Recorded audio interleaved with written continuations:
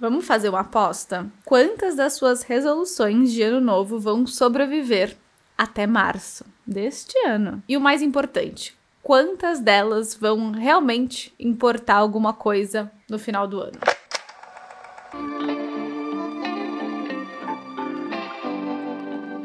Olá, este é Em Busca da Rotina Perfeita, experiências reais de uma pesquisadora em comportamento humano. O meu nome é Julia Testori, @JuTestori, e esse podcast surgiu para conversas que não cabem em alguns segundos de stories. Então eu espero que você aproveite minha companhia hoje, porque pegaremos um assunto um pouco delicado. Não quero dar indireta para ninguém, e a maior indireta que eu vou dar hoje vai ser para mim mesma. Mas eu espero ser uma boa companhia nos seus treinos, enquanto você lava a sua louça. Recebi muitas mensagens nesse meu recesso de que os treinos e as faxinas não estavam tão gostosas assim sem o Em Busca da Rotina Perfeita. Fico muito feliz de saber disso. Não foi uma tarefa tão simples assim descansar neste recesso. Mas agora, segundo episódio do ano, já estamos com tudo.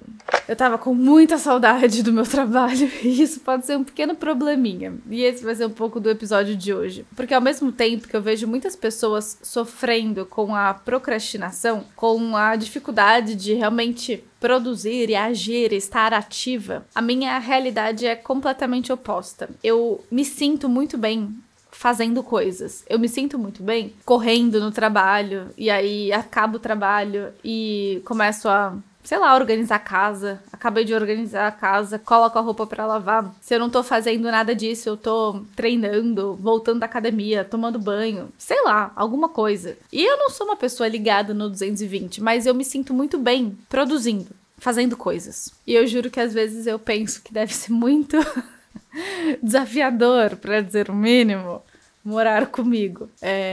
Nem falo assim quando eu morei com os meus amigos, porque isso nem era uma coisa que afetava, mas principalmente o Arthur, tadinho. Vou falar baixo porque ele tá aqui do meu lado, trabalhando no quarto ao lado. Mas ele sofre porque eu não consigo ficar parada. E eu acabo impondo esse ritmo para outras pessoas também. Então, termino de fazer uma coisa, começo a fazer outra e volto tarde da academia e eu quero já deixar a roupa lavando, e aí eu já quero estender, e aí eu já quero pipi, pá. É exaustivo. Eu quero muito saber se eu tô sozinha nessa ou não. Eu acho que talvez a gente possa se dividir em dois grandes times. O time das mulheres que não conseguem ficar paradas e o time das mulheres que olham pra gente e falam assim, meu Deus, como assim? Da onde vem tanta energia? Eu só consigo pensar no meu sofá e na minha série e no meu livrinho e ficar quietinha no meu canto sem ninguém me encher o saco. Mas a verdade é que eu acabo criando um fluxo meio exaustivo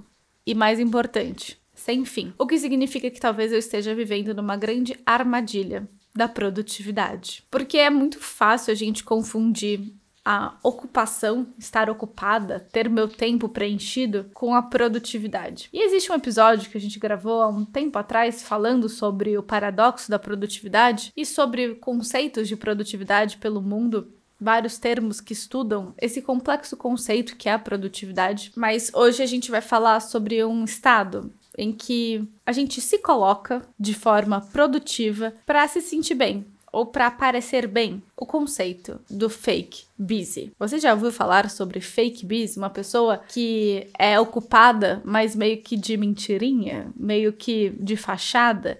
E eu não tô falando isso com uma conotação negativa de tipo, sei que não tô fazendo nada, mas quero parecer fazendo. Também cabe, mas às vezes sem querer, inconscientemente, correndo de um lado pro outro, sem realmente fazer nada de tão significativo assim. Quando eu comecei a criar conteúdo sobre produtividade, era muito comum querer compartilhar dessa minha rotina produtiva. Afinal de contas, eu não vou ficar falando aqui de produtividade, sendo que, sei lá, eu acordo super tarde, estudo por 2 horas e depois não aguento mais. Eu precisava mostrar que aquilo que eu tava falando dava certo. E foi aí que eu comecei a compartilhar os meus time-lapses, estudando, ou fazendo faxina, ou trabalhando por horas na sequência com um pomodoro do lado para mostrar, olha aqui como eu tô fazendo. Isso pode inspirar, e muitas pessoas começaram a me seguir porque isso realmente inspirava, mas por outro lado começa a criar um ambiente de estar sempre fazendo algo que pode ser muito perigoso. E o quanto que será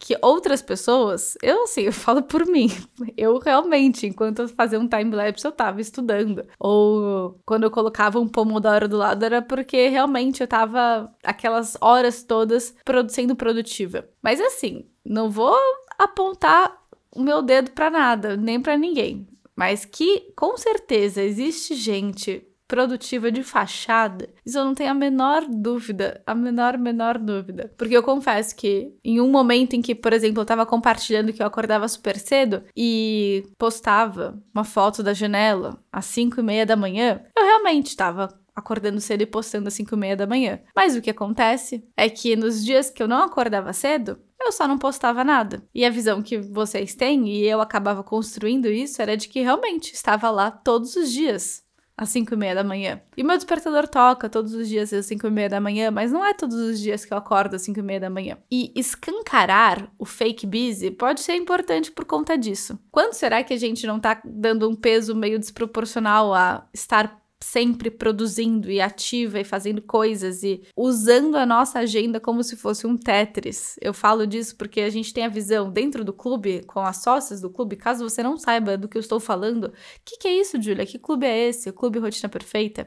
Clube de assinatura? Que eu sempre falo aqui pra vocês. Lá dentro a gente usa o Google Agenda, é a ferramenta básica para a gente se planejar e criar nossa rotina. E para muitas de nós, existe uma tentação gigantesca em criar a nossa agenda como se fosse um Tetris, que você vai encaixando os bloquinhos até não sobrar nenhum espacinho, porque é esse o objetivo. Preencher. E a verdade é que a gente fica tão preocupada em fazer valer, genuinamente, sabe? Fazer valer as nossas horas preciosas, que talvez estejamos caindo na armadilha do fake busy.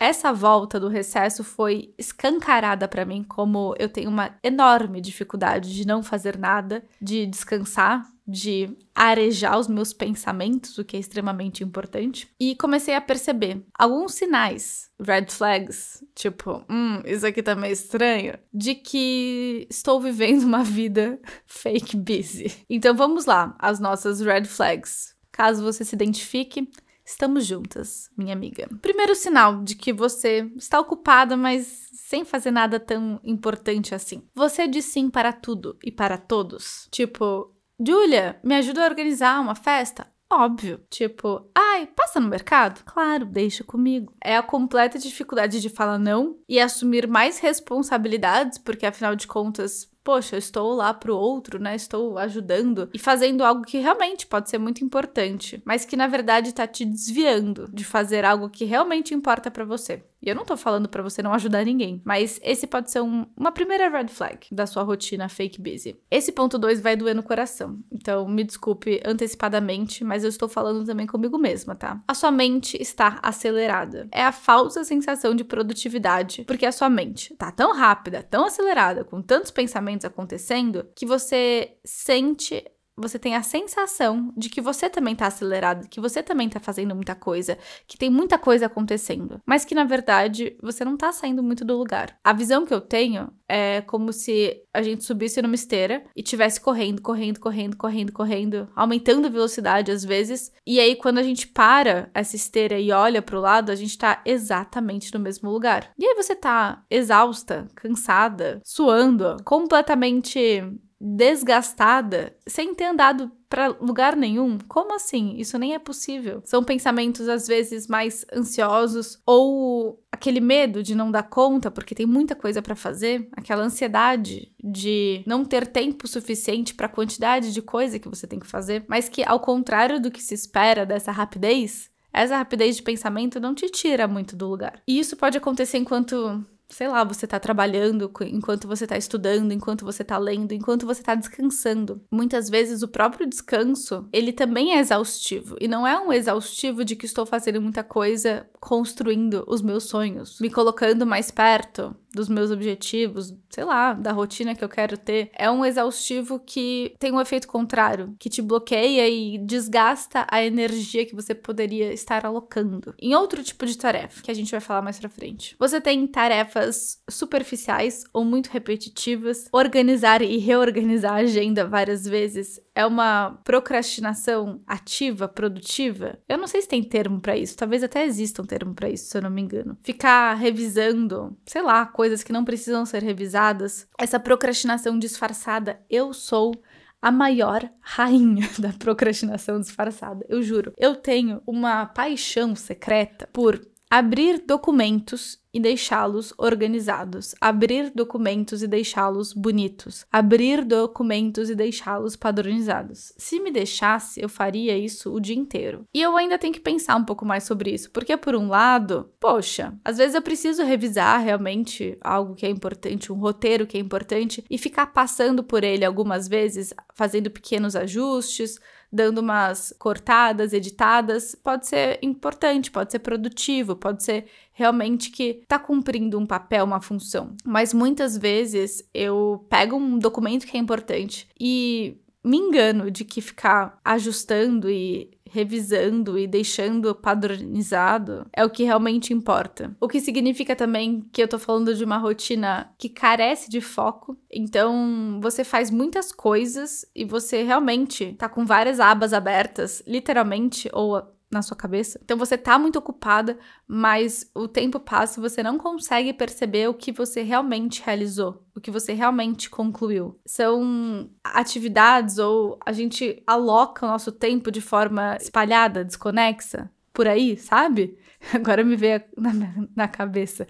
Eu tô um pouco nessa vibe, né? Deixa eu fazer um parênteses aqui pra vocês. Eu tô num momento de construção da minha casa. E é uma casa que vai ter um galinheiro. É uma casa com bastante espaço verde, né? A casa em si não é grande, mas vai ter um jardim, uma horta, enfim. Esse agora é meu mundo. Tudo gira em torno disso. E eu consigo imaginar eu pegando... Caso você não esteja me vendo, saiba que esse conteúdo ele tá disponível em vídeo também. Eu sempre esqueço de falar. Então, se você tá me ouvindo no Spotify, quiser ver esse meu cenário novo, lindíssimo, tá disponível em vídeo também. Mas eu consigo imaginar eu pegando aqui na minha mão todo o meu tempo, energia, tudo precioso aqui, né? Finito, limitado do meu dia e jogando, espalhando para as galinhas, dando comida para os meus animais, jogando pelos cantos. E às vezes é isso que a gente faz com o nosso tempo e energia. A gente vai colocando um pouquinho ali, aqui, fazendo essa tarefa, abrindo essa aba, respondendo esse e-mail. Quando você vai ver, você fez um pouco de tudo, não fez nada de muito importante. Tá completamente exausta, desgastada e estava sendo completamente ocupada e não produtiva. E tudo isso me faz pensar, será que eu sei realmente lidar com o descanso? Será que eu me sinto ansiosa por estar inativa e não consigo descansar porque eu vou me sentir preguiçosa? Eu vou rotular isso de uma forma negativa? E alguns dias atrás eu estava conversando com uma amiga justamente sobre isso. Eu já citei algumas vezes um livro que fala sobre rotina de artistas, né? É um pesquisador ou jornalista, não lembro, que faz esse trabalho de resgatar por biografias, enfim, outros estudos, a rotina de pintores, escritores, filósofos. E é um exercício muito importante ver o quanto que essas pessoas tinham tempo livre, tempo de pensar. Teve um episódio que eu falei sobre criar blocos na nossa agenda para pensar. Tipo, quem cria blocos na agenda para pensar? Isso seria um horror para quem tem esse medo de ficar inativo e de, sei lá, se sentir preguiçosa. Mas voltando, o tempo da produção grossa mesmo, produtiva, da produção produtiva, vocês entenderam o que eu tô falando? Era pequeno, era de 4 horas, mais ou menos. E o que a gente faz com todo o tempo restante? A gente pensa, a gente areja as ideias, a gente cria novas conexões e não é simples falar sobre isso, porque várias e várias rotinas não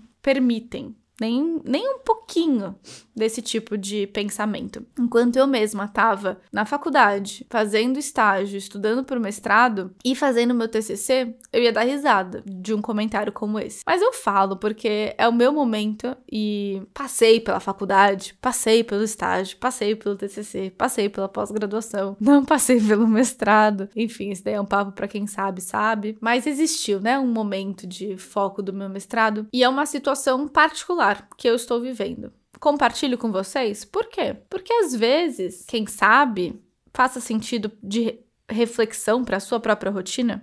E o que a gente pode fazer para contornar um pouco essa situação? O que eu tenho feito para contornar um pouco essa situação? Eu tenho falado bastante para vocês que uma ótima forma da gente analisar a nossa vida, rotina, projetos, sonhos, enfim, de baixo para cima e de cima para baixo. Como assim, Julia? De cima para baixo, a gente pensa nos nossos sonhos, metas, objetivos, enfim, coisas grandes que não estão no minucioso do nosso dia, mas que direcionam a nossa vida. E a gente pode olhar também de baixo para cima, pensar na miudez da nossa rotina, nos pequenos momentos das nossas semanas, dos nossos dias. E são 2 tipos de análises que se complementam e não se excluem. Quando a gente pensa nos nossos sonhos, isso deve descer e estar próximo da sua rotina, e quando a gente pensa na nossa rotina, a gente também pode fazer o caminho contrário e projetar de que forma que essa rotina está contribuindo com esses sonhos. E chamar atenção ao fake busy pode ser importante nesse momento em que a gente está agora. Momento de virada de ano.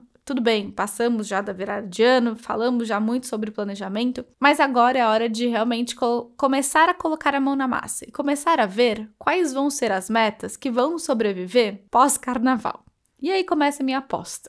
E a minha missão é estar muito atenta ao conceito, estar muito atenta ao fake busy para não me deixar cair em tentação, para não me jogar para essa armadilha. Olhando de cima para baixo, como que estão as suas metas? Quais são essas suas metas? Ou esses seus sonhos, caso você tenha aprendido alguma coisa nos últimos episódios? Uma grandíssima red flag em relação a essas suas metas é perceber que elas estão sendo alimentadas por um medo ou uma ansiedade de fazer pouco, de querer pouco. Então, por exemplo, você começa a escrever as suas metas, resoluções para esse ano, e aí você pensa assim, nossa, só tem 3? Eu preciso encher isso daqui com mais coisa. Eu vejo as listas de resoluções de outras pessoas com 10, 15 itens. Ou então eu vou fazer o meu vision board. Eu preciso preencher uma A4. O que eu vou colocar aqui? Não sei. Preciso preencher. Começo a imprimir umas fotos, umas coisas que, enfim, começam a parecer interessantes sem nem refletir muito sobre isso. Ou vou fazer o meu mapa dos sonhos. Eu preciso das minhas 4 áreas, eu preciso das minhas 6 áreas. E se eu fiz setinhas para essas áreas, eu preciso escrever os meus sonhos. Então, se eu tenho 6 áreas,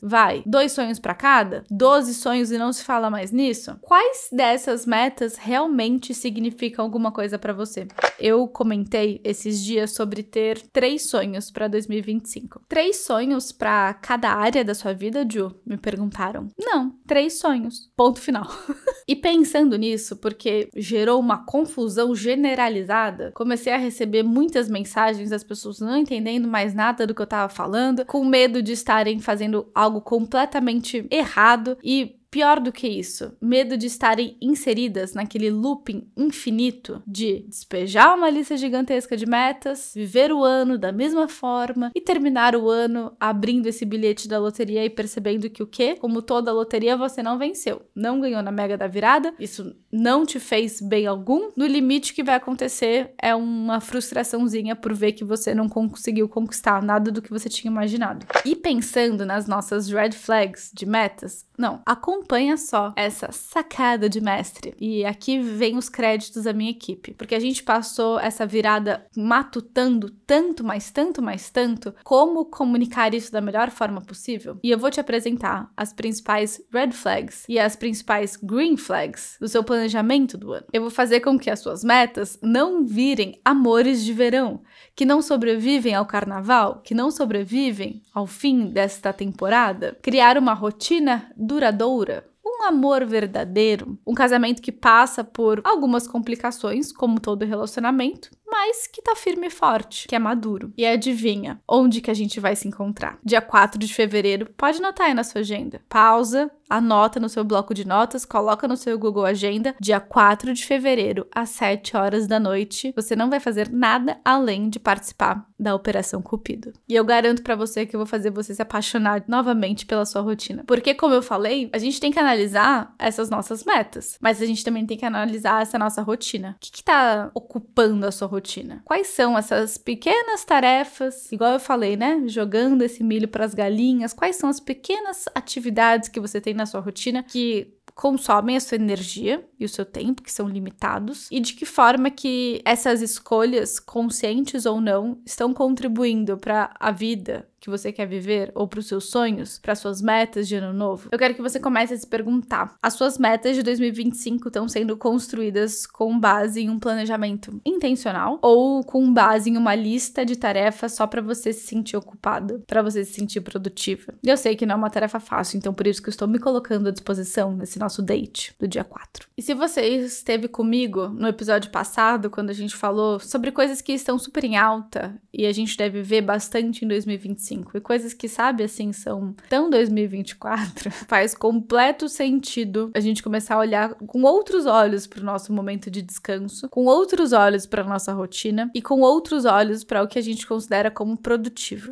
Bom, este foi o episódio de hoje. Muito obrigada por ter me acompanhado até aqui. Espero que você tenha chegado ao seu ponto final depois dessa longa jornada no carro, no trânsito, no ônibus, na bicicleta. Ou espero que a sua faxina esteja finalizada com sucesso. Muito obrigada por me acompanhar até agora, por ter ficado até o final desse episódio. Não se esqueça de se inscrever na Operação Cupido, porque eu tô te esperando ao vivo no dia 4 de fevereiro. E a gente volta na próxima segunda com mais um episódio do Em Busca da Rotina Perfeita. Até mais!